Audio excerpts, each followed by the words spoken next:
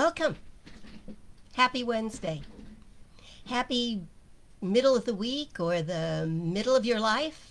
Our intention is that if you need a little lift, if you need a little faith, if you need a better understanding of your relationship with Spirit, well, that's why we're here. And you are very, very welcome to join us. I like to think that we are a kind of spiritual clinic. We'll help you feel better if you're feeling bad, and we'll help you feel even better if you're feeling fine. And we can function as a spiritual urgent care if that happens to be where you are. To get us all playing off the same page, I invite you to listen to the words that I'm about to say, which kind of explain what we're all about. If they resonate with you, good. If they don't, well, stay with us. It's only an hour.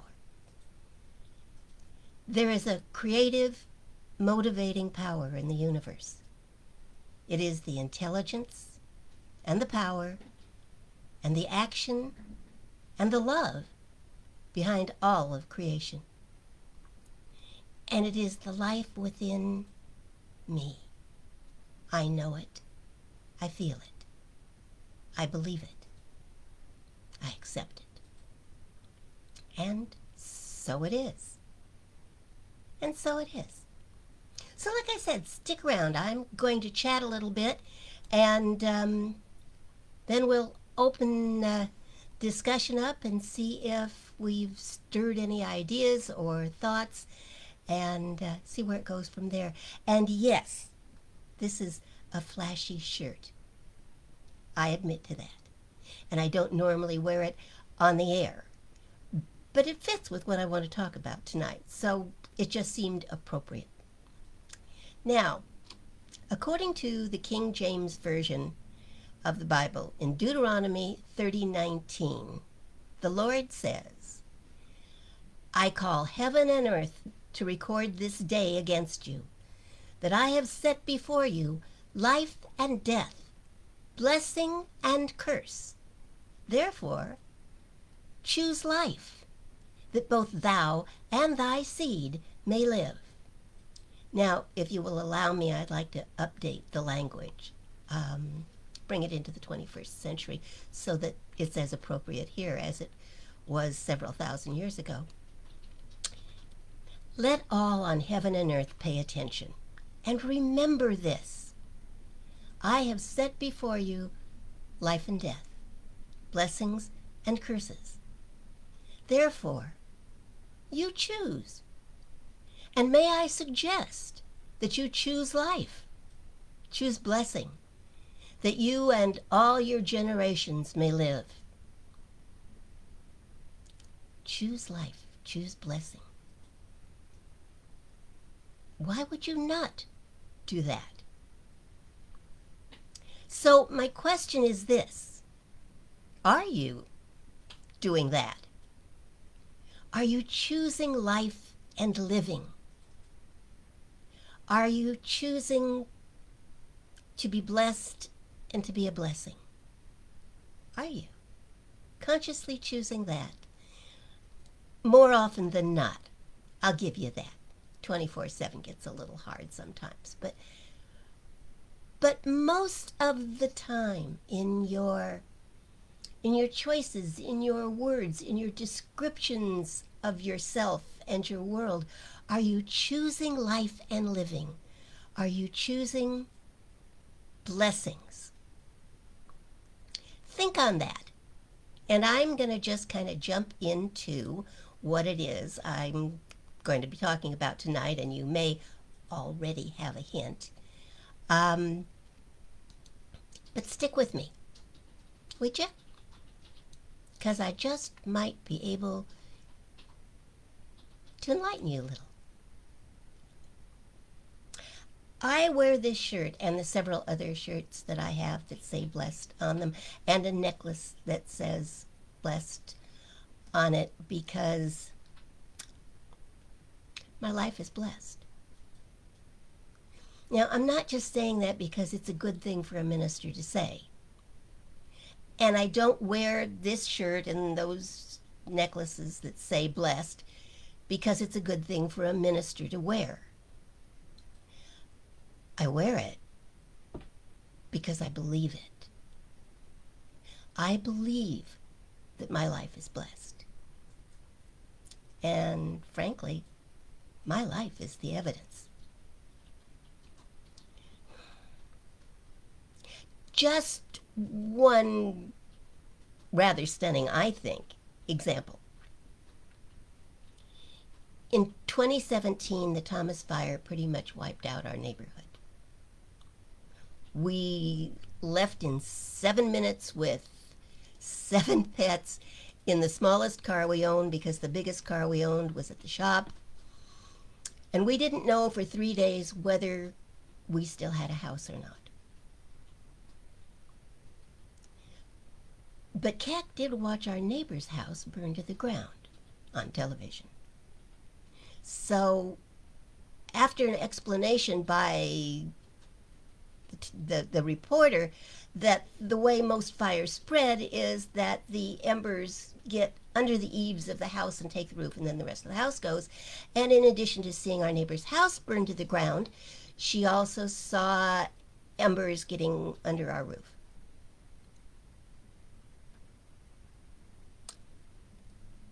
We survived. Our house survived with about 30% damage. Our small, lovely orchard and any and all landscaping did not. Dealing with the fire and after the fire discovery and after discovery tension, I gotta tell you, the questions were innumerable. What was lost? What was left? And then, if you have any memory of that particular time, after the fire came the floods and sandbags. And after the floods, what? Confusion, chaos.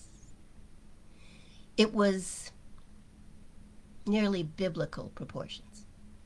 Very biblical, actually. If you check in on 1 Kings, you will find this. Then the Lord said, "Go out and stand on the mountain. The Lord is about to pass by." And a great and mighty wind tore into the mountains and shattered the rocks before the Lord. But the Lord was not in the wind. After the wind there was an earthquake. But the Lord was not in the earthquake. After the earthquake, and this is where we step in, there was a fire. But the Lord was not in the fire. And after the fire came a still, small voice. So after the fires and the flood, at least here in Ventura, came spring and newness for those who chose to see it.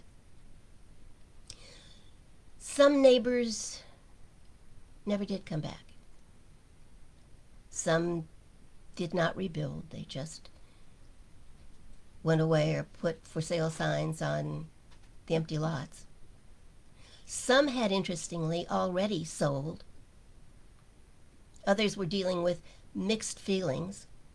Some were moving forward, excited. Some were moving slowly, unsure. And some were not moving at all, just stuck in the disaster, feeling cursed. We are, of course, back in our house now. We were one of the lucky ones. But it's been nearly 4 years and the neighborhood still isn't finished. They're finally putting up the framing on the house directly above us. The framing. So every day, more machines, more noise, more stuff happening. It's noisy. Really noisy. Paths are still clearing. Strange machines are digging. Roofs are re-roofing. All this, and of course, because of the pandemic, we've chosen to stay home. So we do. It isn't terribly hard.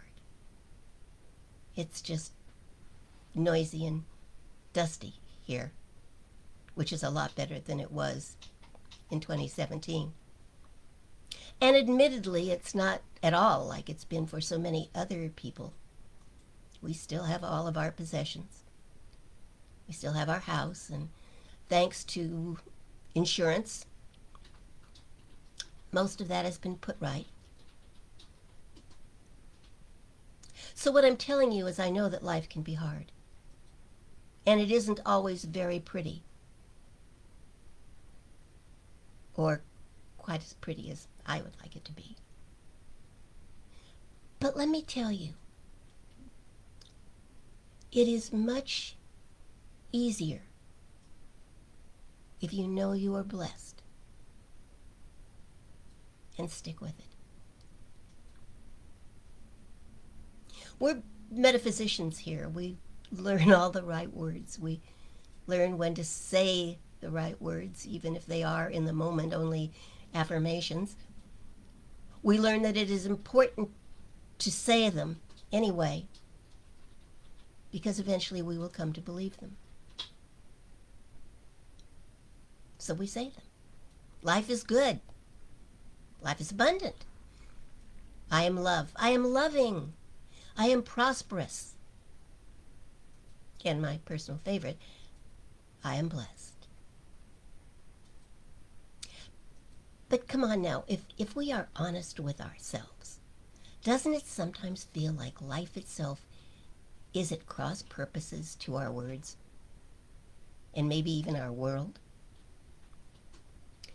John Redhead wrote in Putting Your Faith to Work, as soon as you matriculate in the University of Life, you discover that one of the required courses is called trouble. Ernest Holmes, the founder of religious science, wrote, the entire problem of limitation, evil, suffering, and uncertainty is not God ordained, but is the result of ignorance. So for those of you who choose to buy into the power of negative affirmations, here's a new one for you. Great, now I'm not just suffering, I'm stupid. As if you didn't have enough problems. No, wait, you know better. I should have said, as if you don't have enough challenges. Right? We got to get the words right. In You Shall Be as Gods, Eric Fromm has Hasidic, I can say it, Hasidic masters say, God did not say that it was good after creating man. This indicates that while the cattle and everything else, including the creeping things, were finished after being created, man was not. Or it suggests that perhaps God wasn't so sure this was a good idea after all. But maybe I'll get to that. Fromm suggests that man being unfinished is not bad news. That therein lies his premise and our promise. Not wrong, not evil, not sinful or sunk or stupid, just not finished yet.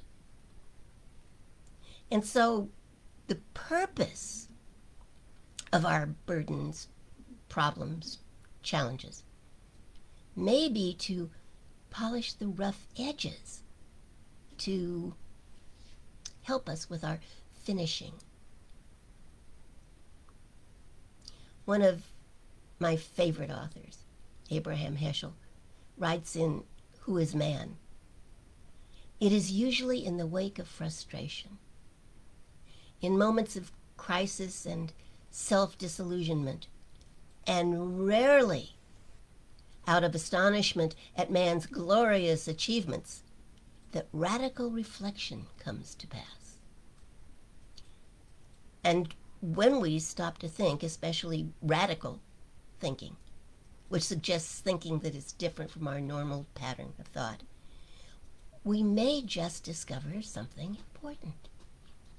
We might discover that what we have been missing, that what in fact is causing our trials and our challenges, is our thinking.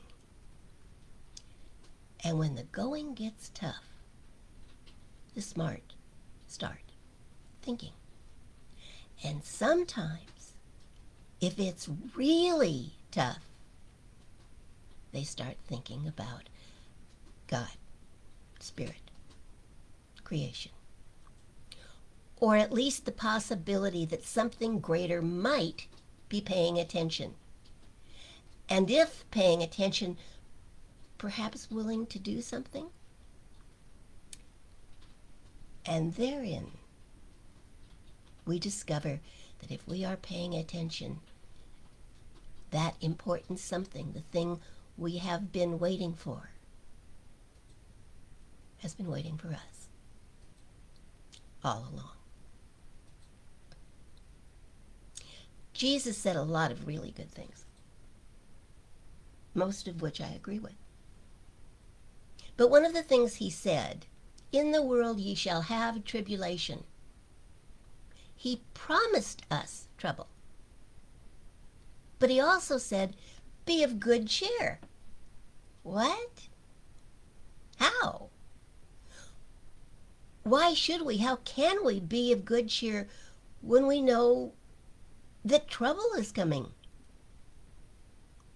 Because, wise man that he was, he knew that we must come to know that just beyond the trial, the tribulation, the burden, the problem, is the solution, the salvation.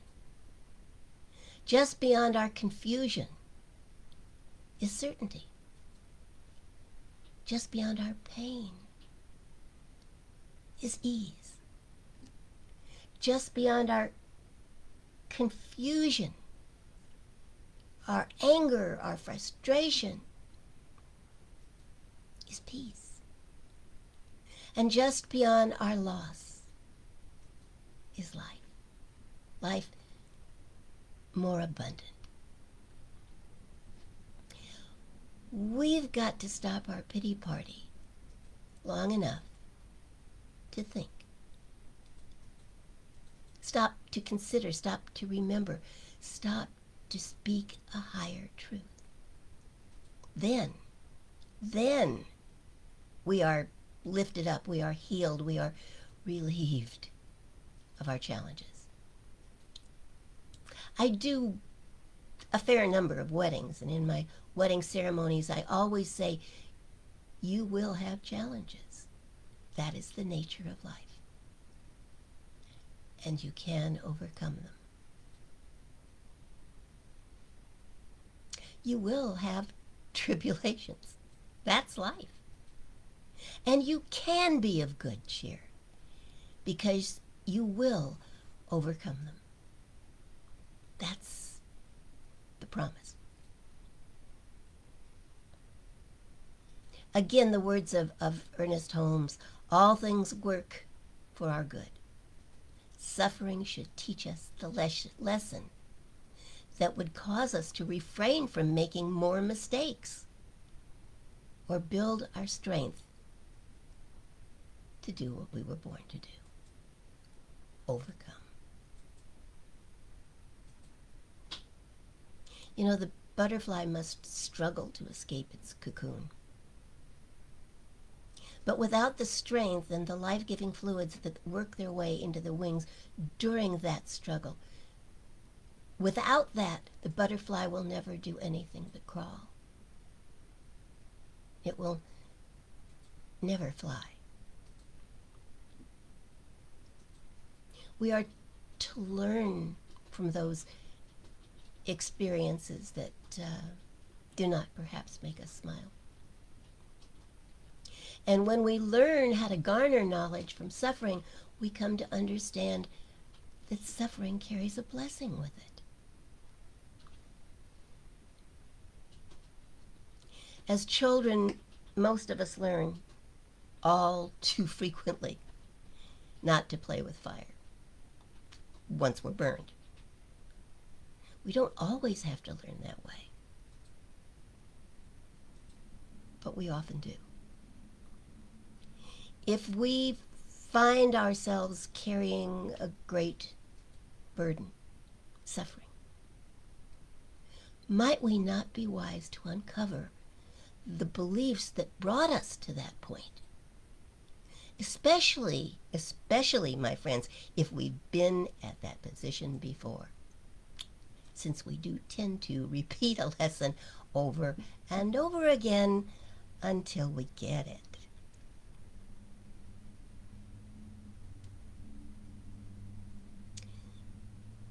I used to do a lot of counseling. And one of my favorite sessions, and I can tell this now because the person of interest is no longer with us. But he sat in a counseling session and said, I don't get it. I don't get it. What's wrong with me? And I said, nothing from my perspective. I think you're great. You're a great friend. You're a good dad.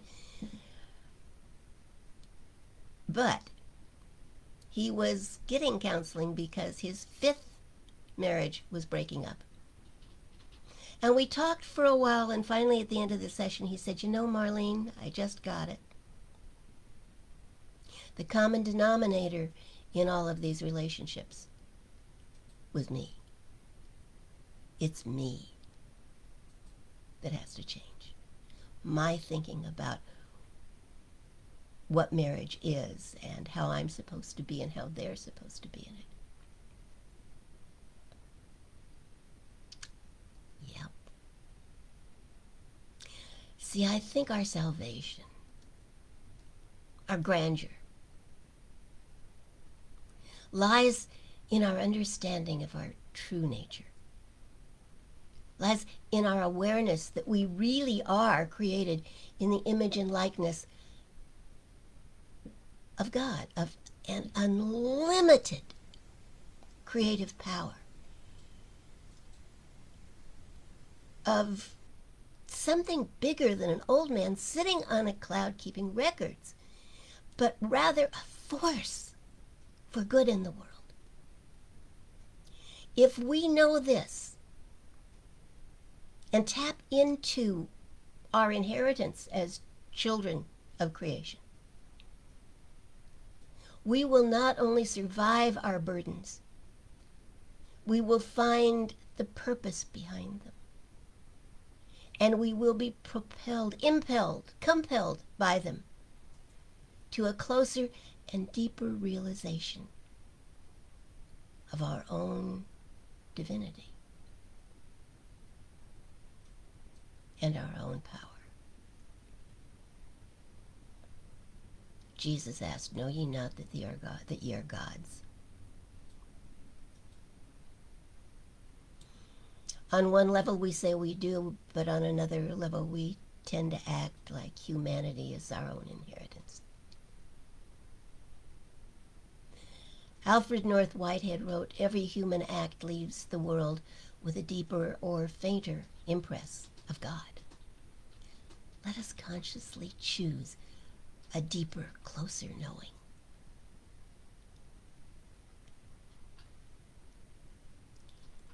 Saint Cyprian was, well, I don't know his story. I admit to not looking it up. Now I wish I had. But he wrote these words, and they feel very poetic to me. When I had drunk the Spirit from heaven, doubts began to be resolved. Closed doors to be opened, dark places to be light. What before was difficult now seemed easy. Who wouldn't want that?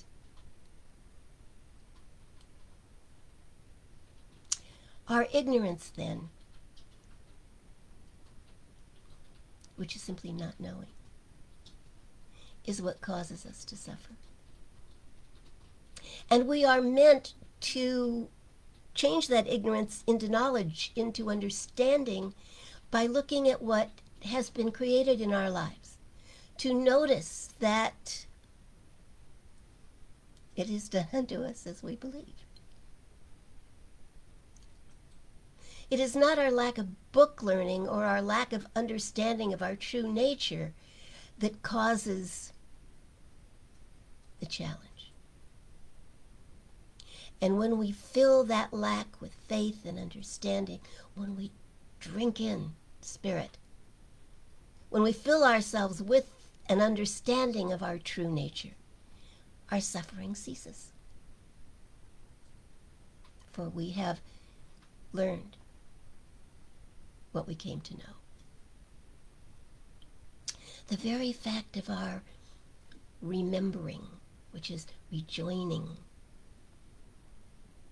Spirit and the spiritual essence of our lives, the very fact of our refinding faith heals, makes things whole, makes things one again. When we believe, when we know, connect, join our lives with Spirit, we cannot be less than what we really are. Co-creators with the infinite. Ernest Holmes again. If we believe in suffering, we shall suffer. Life responds to us in the way we approach it. When we believe in life, we shall live. When we believe in Spirit, we shall be spiritually full. When we doubt, disconnect, we suffer.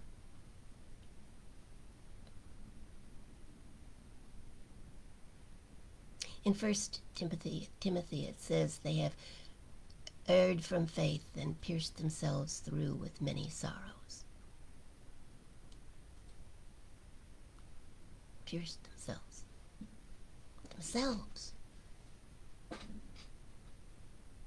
Suffering is not God ordained.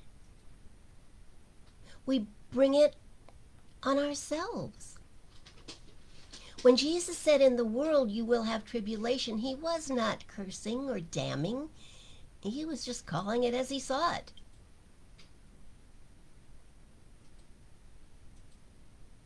And he said, be of good cheer. Because when you see it, when you see how it works, when you see that tribulation is caused by a mindset, a belief, an attraction, then you stop calling that into your life. You choose the blessing, not the curse. Andrew Greeley wrote, despair is at root a form of infidelity and self-destruction. It is the refusal to have faith. It is the refusal to believe.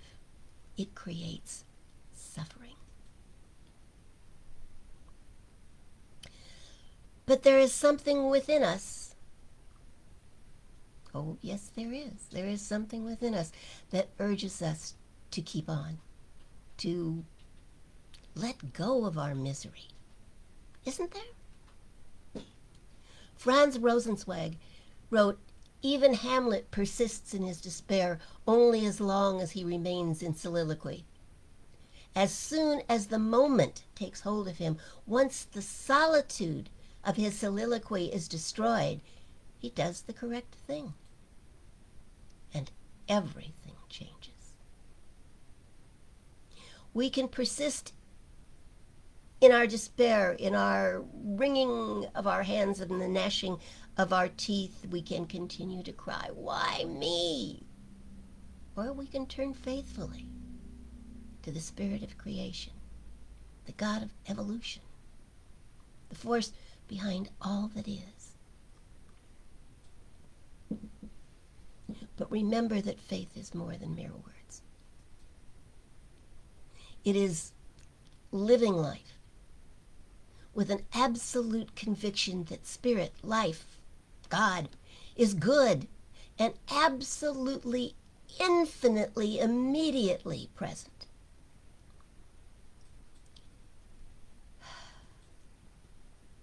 You know, all the pretty words in the pretty times are pretty worthless. It's easy to talk about being faithful when everything is going well. And all the proper sentiments when the sun is shining are purely sentimentality when nothing is challenging you. It's stepping up in faith when the darkness appears, in spite of your fear. It's moving forward when everything seems to be conspiring to hold you back. Believing, even in the darkness, that the light will prevail. It is keeping on, putting one foot or one faithful thought in front of the other that ultimately makes the difference. It's about practicing the presence when we seem most alone, that pays off in miraculous ways.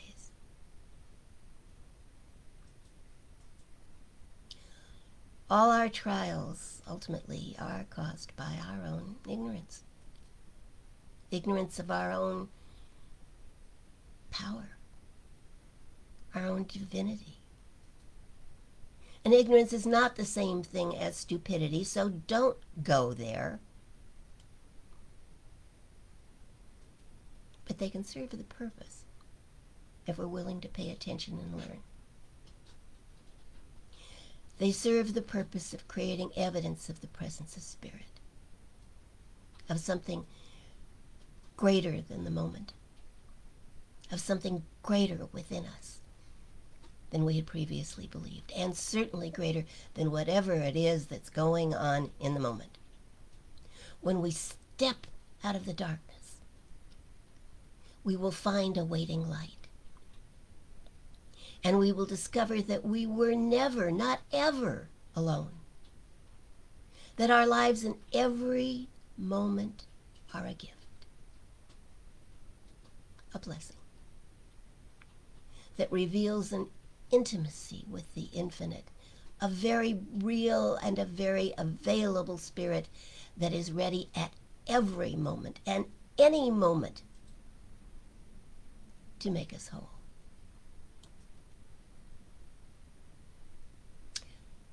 I am blessed.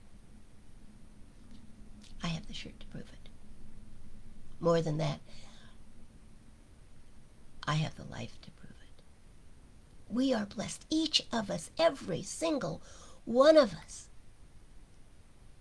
But we have to choose it. We have to call it up and call it out and understand that it was and it still is done unto us as we believe. That's the gift. It's a gift. It's a blessing.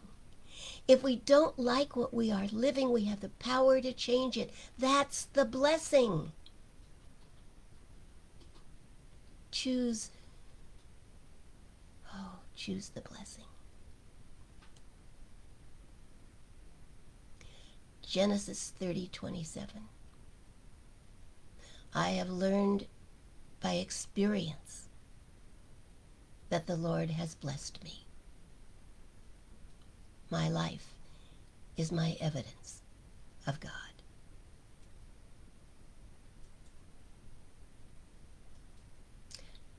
And so it is.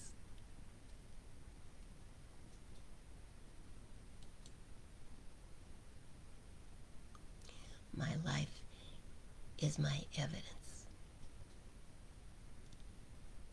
of God. Your life is your evidence of God. Get excited! I talked last week about celebrating yourself. What more to celebrate, to get excited about? That should be enough. And if it's not enough, it'll get you started. Go there.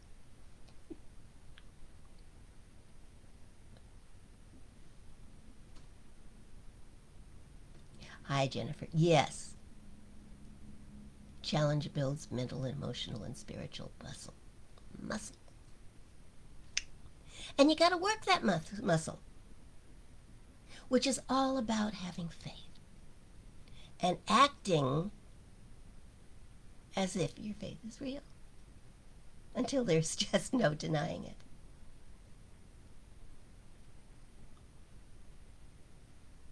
I didn't sleep a lot last night. And normally the reaction would kind of be, oh, were you worried about something? No. Yes, you did, Jen. I wasn't worried about anything. As a matter of fact, I think I smiled all night long.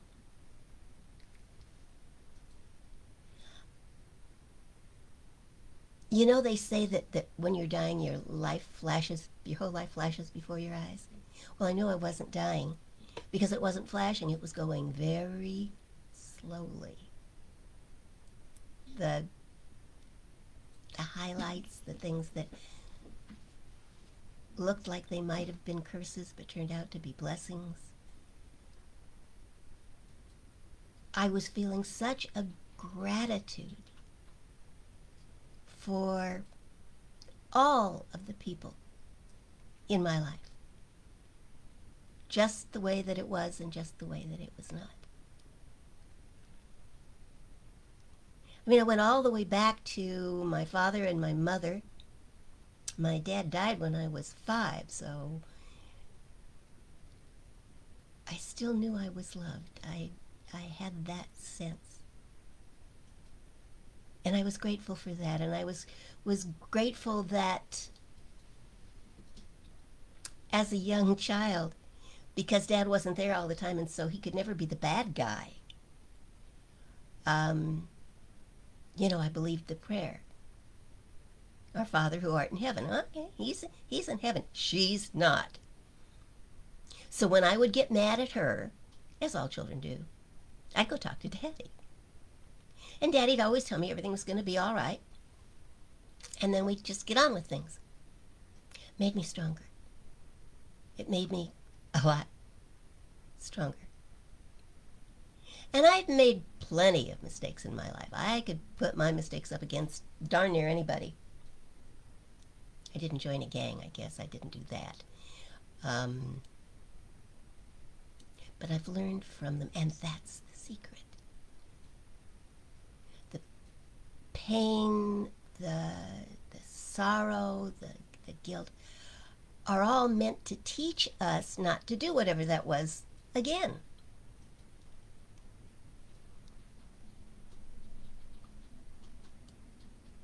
So here we are. So here we are. I have yet another new camera tonight. And it's growing on me. It's still got some challenges.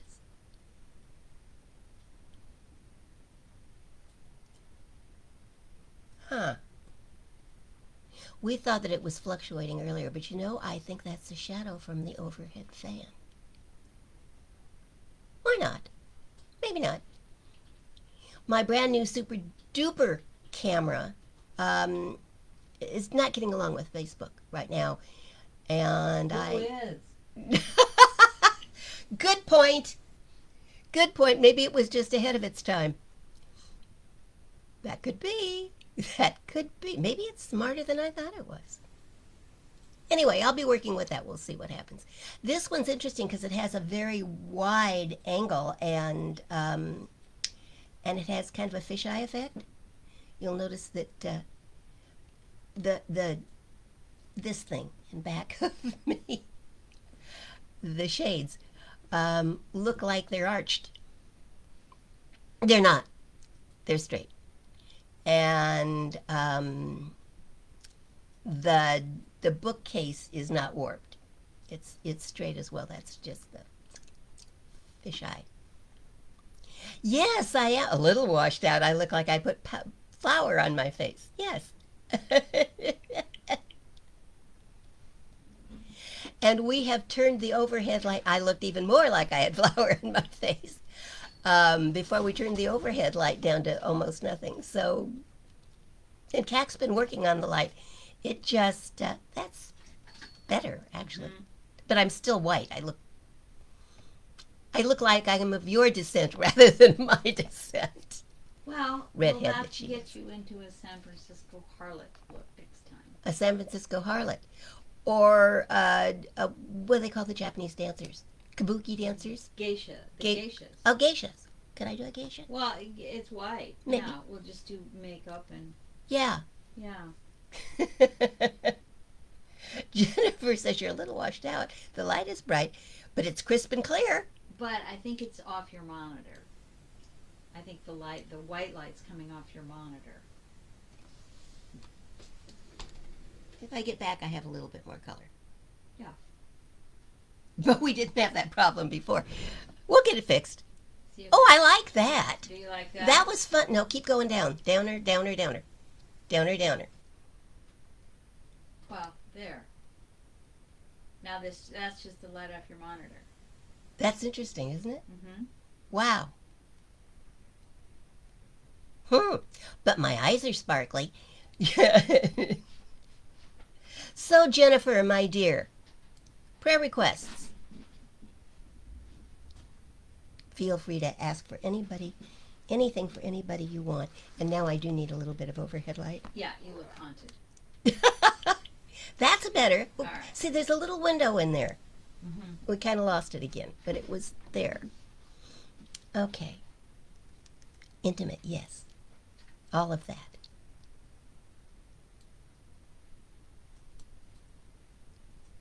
So, what shall we pray for to make the world a better place?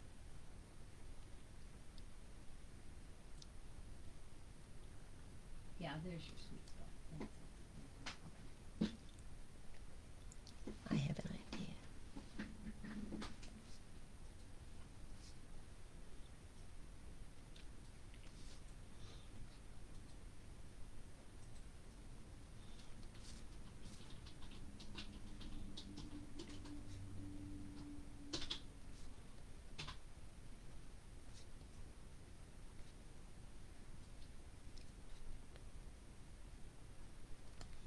All right.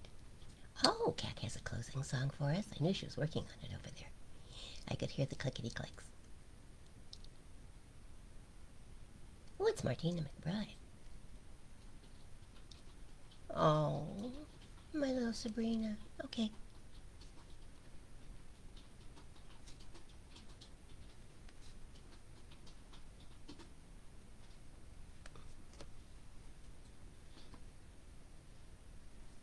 Ah, like that.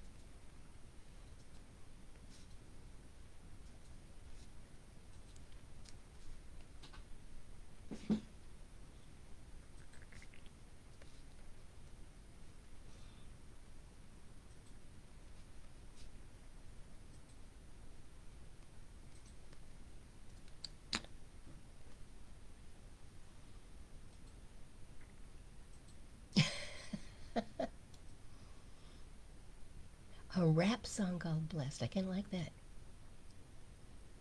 Okay.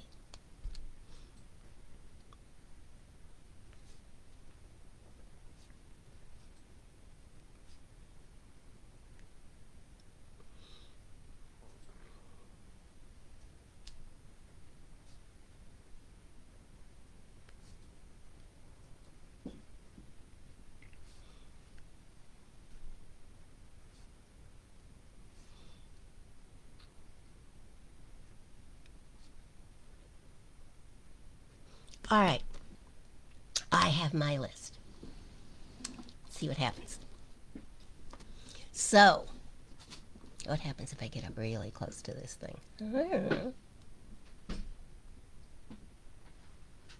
If I would stop moving, it would probably focus. So I'll stop moving. And close your eyes, if that's good for you. If not, just soft focus. Find something lovely to look at. Or simply soft focus to the point where you really aren't looking at anything at all. Whatever it takes to bring your attention within. Whatever it takes. for you to accept the blessings of the stillness of this moment.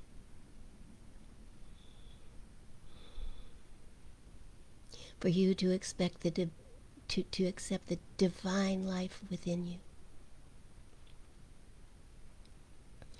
For you to be willing to be more of the real you than you have ever been.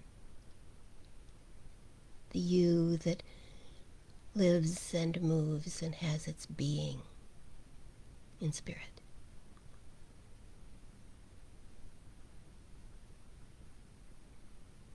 That force, that energy, that love, that creation is all that there is. And so it then must be all that we are as well. And it acts in us, for us, through us, according to our belief. And so we accept tonight that we believe. We choose the blessing.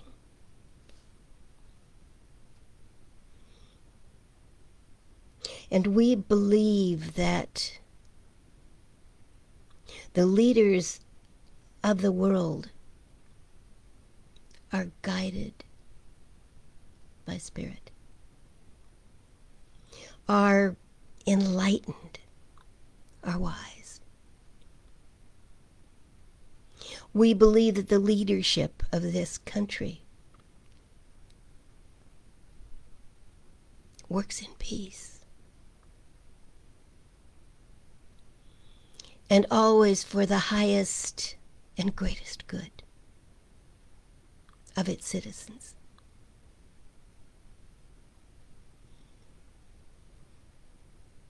We believe that our civil leadership is guided by the same highest priority, and that people come before profits.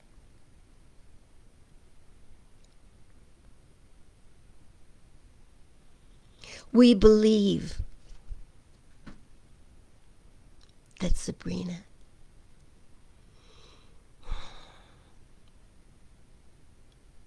is more than up to the work that she is doing, but that she knows how to approach it without stress. That it, in fact, works through her to create a greater strength and a greater sense of herself and her abilities.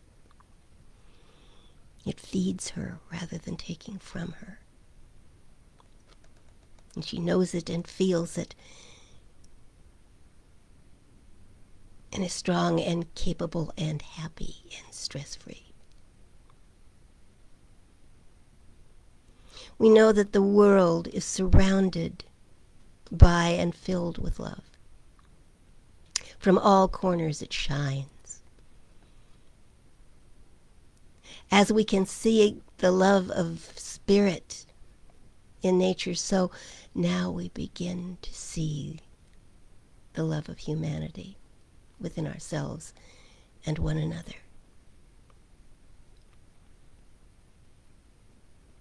We believe that CAC is successful in all of her writing endeavors.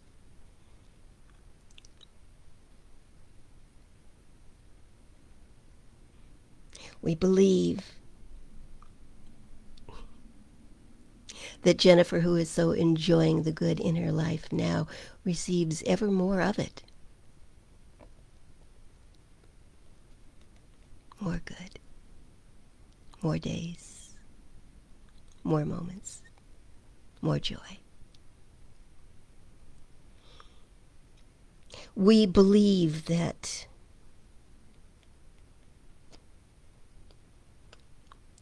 my body finds its way to its perfect blueprint. And that in that there is strength and wholeness and energy and clarity.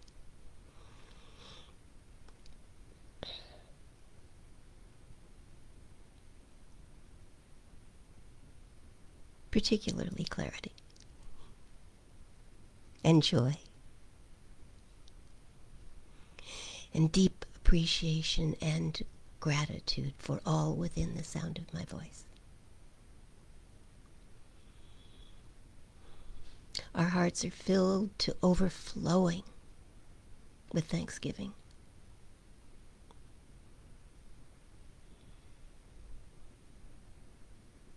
Our memories bring us strength and power and understanding, and leave us feeling loved and loving. There is no place for hatred or animosity in our hearts. We are too filled with love. And I know that desires, even those unexpressed,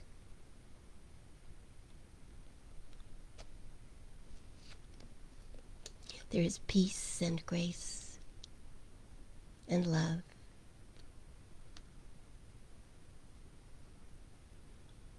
And the answer to prayer. And since we believe that is so, it must be.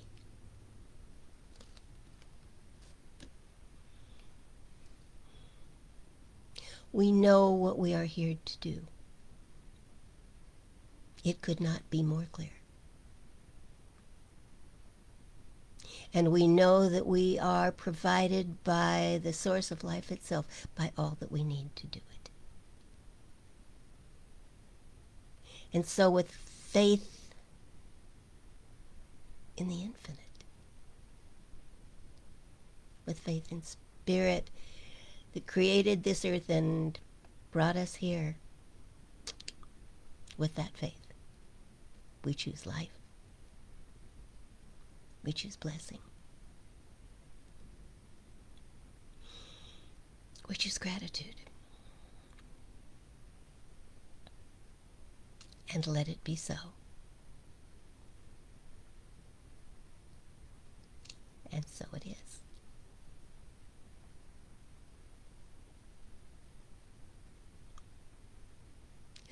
Whoopee! Oh, a beautiful night. Thank you, Jennifer, for being here. Abracadabra. As I speak, so I create.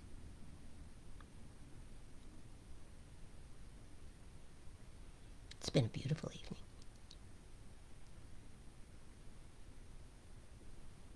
Something is happening through me right now.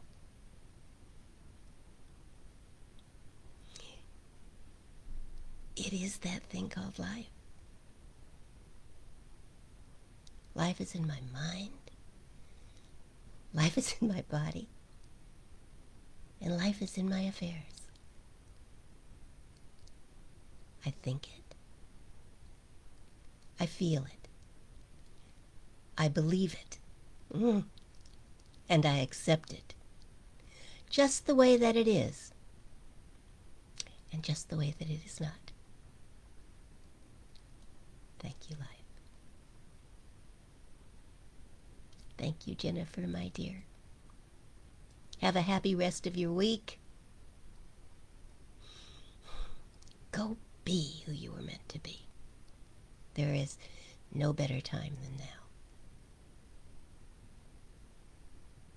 I'd tell you to go with God, but you can't go any other way. Choose blessing. Choose life. I'll see you Sunday at noon and next Wednesday at 7, right back here. You go, girl.